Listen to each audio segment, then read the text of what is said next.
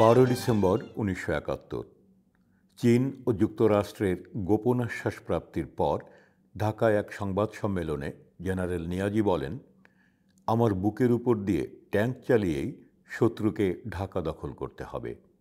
পাকিস্তানি বাহিনীর একজন সৈন্য জীবিত থাকা পর্যন্ত প্রতি ইঞ্চি জায়গার জন্য যুদ্ধ চালিয়ে যাবেন বলেও তিনি উল্লেখ করেন।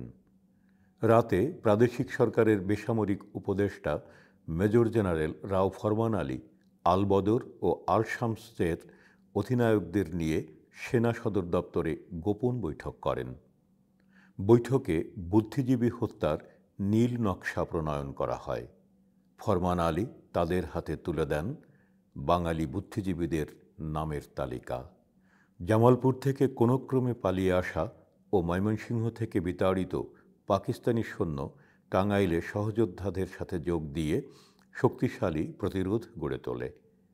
মিত্রবাহিনীর ৩৬ সেনারা টাঙ্গাইলের পুলিং ও পার্শ্ববর্তী অঞ্চলে অবতরণ করে।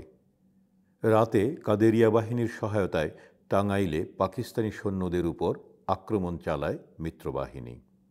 সাংবাদিকদের সাথে আলাপ প্রসঙ্গে পাকিস্তানের নবনিযুক্ত প্রধানমন্ত্রী নুরুল আমিন কঠোর ভাষায় ভারতকে পাকিস্তান ছেড়ে যেতে বলেন। তিনি বলেন, পূর্ব পাকিস্তানের জনগণ মাতৃভূমি রক্ষায় শেষ পর্যন্ত লড়ে যেতে দৃঢ় সংকল্পবদ্ধ।